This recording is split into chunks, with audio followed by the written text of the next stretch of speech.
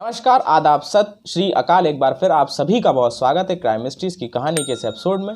उम्मीद है आप और आपकी पूरी फैमिली अच्छी होगी। सभी लोग आप अपना ख्याल रख रहे होंगे। अब बिना वक्त ज़ाया किए सीधे आते हैं आज की कहानी पर। ये बात है 2018 की। तमिलनाडु में एक जगह है कोट्टाईपट्टिनम। इसी कोट्टाईपट्टिनम के पुलिस स्टेशन में एक चौकी इंचार्ज, या जिन्हें आप थाना प्रभारी कह लें, सब इंस्पेक्टर एन मुथुकुमार आते हैं।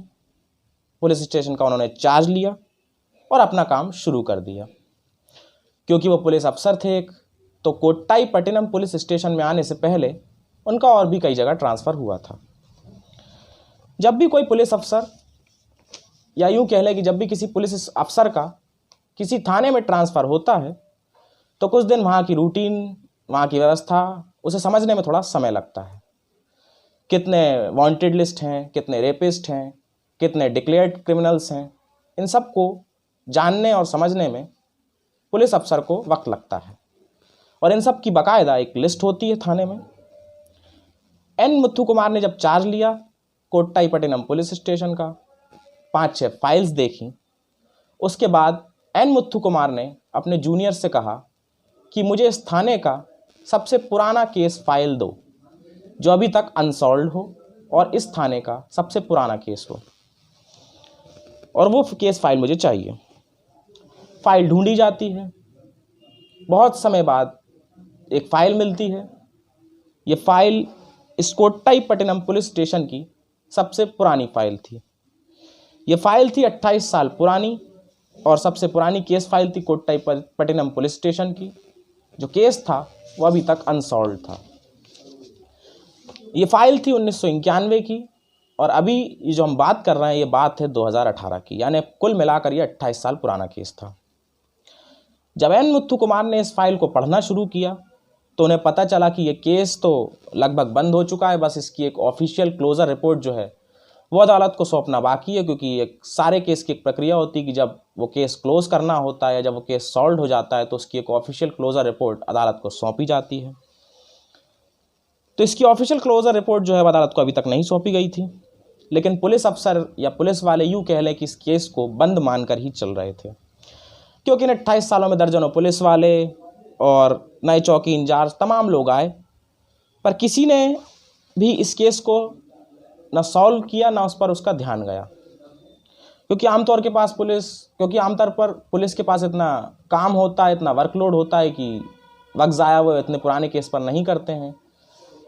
ऊपर से वर्कलोड भी इतना होता है कि नए केस को सुलझाने में ही उनका सारा वक्त निकल जाता है, तब तक ट्रांसफ़र ऑर्डर आ जाता है टेबल पर।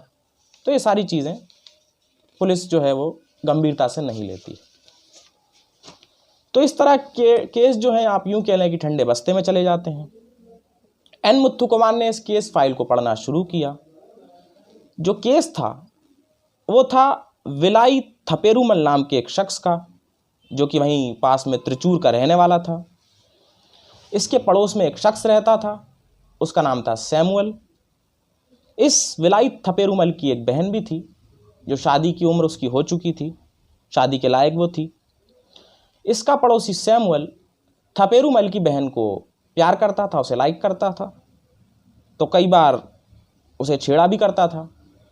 इस बात को लेकर सैमुअल में और विलाई थपेरुमल में बहस भी हुई थी।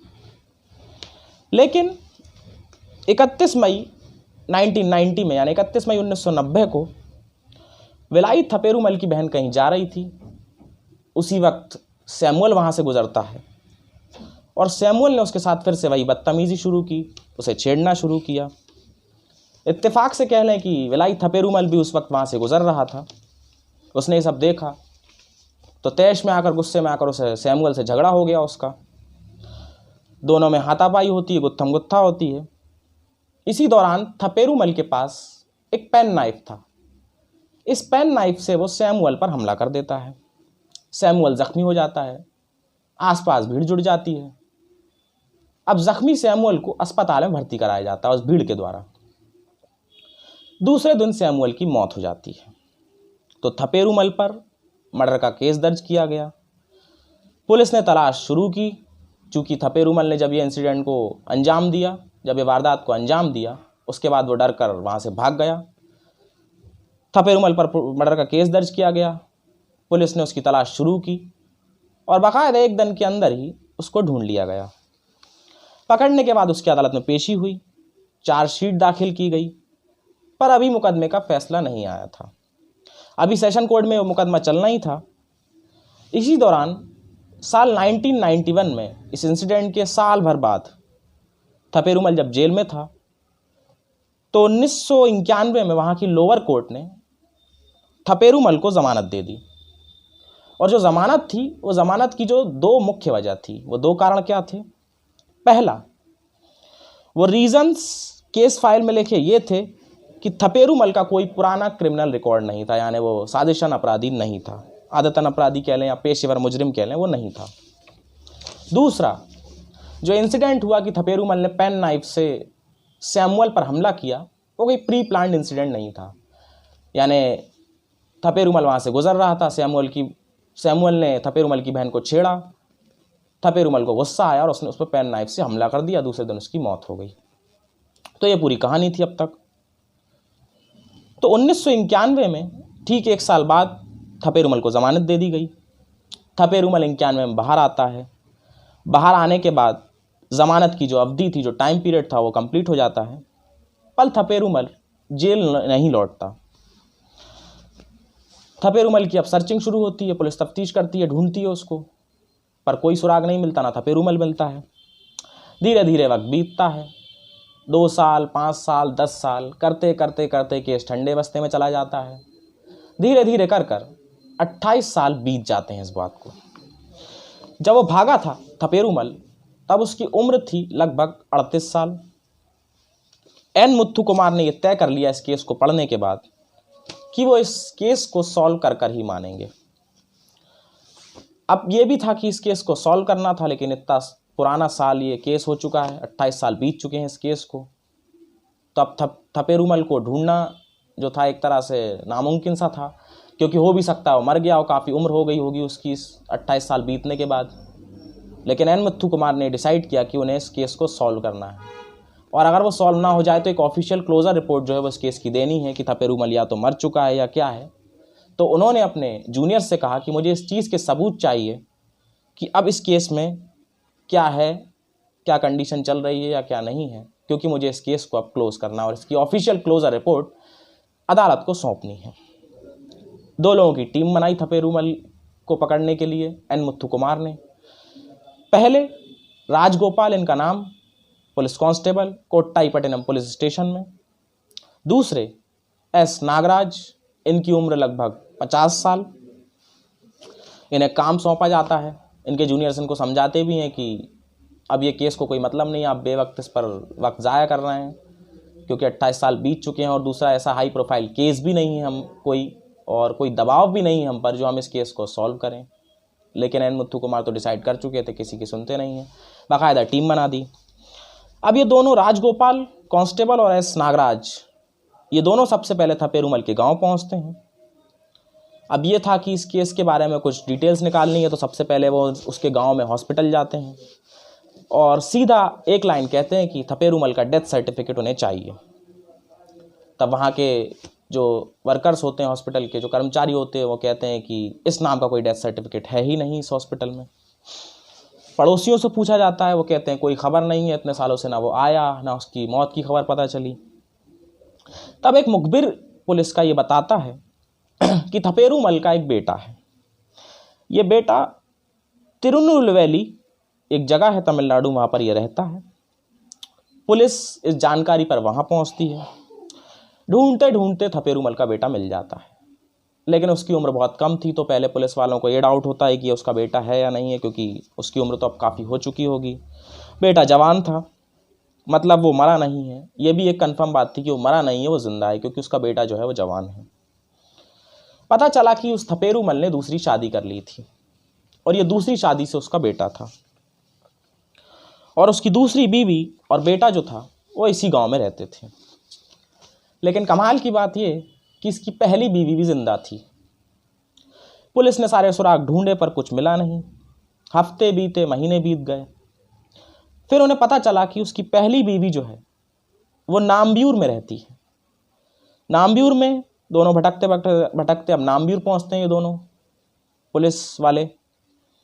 वहां विलाई थपेरूमल के नाम से कोई भी उसे नहीं जानता था, लेकिन उसने नाम कुछ और रखा था क्योंकि, और वो उसी गांव में रहता था। ये बात कंफर्म थी क्योंकि मुखबिर ने बताया था कि दूसरी पत्नी जो है वो यहाँ रहती है और वो भी यहीं रहता है।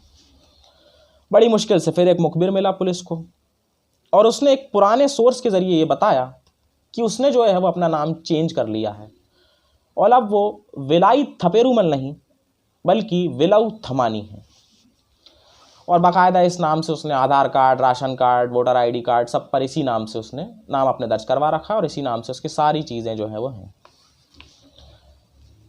अब 28 साल पुरानी तस्वीर से पुलिस उसकी जो नई तस्वीर थी उसका डेटा निकालती है। आधार कार्ड वगैरह पे उसकी तस्वीर मिल जाती है, उससे वो मैच कर कर देखती है कि अगर 28 साल बाद वो दिखेगा तो कैसा दिखेगा। लगभग जो है वो चेहरा मिल जाता है।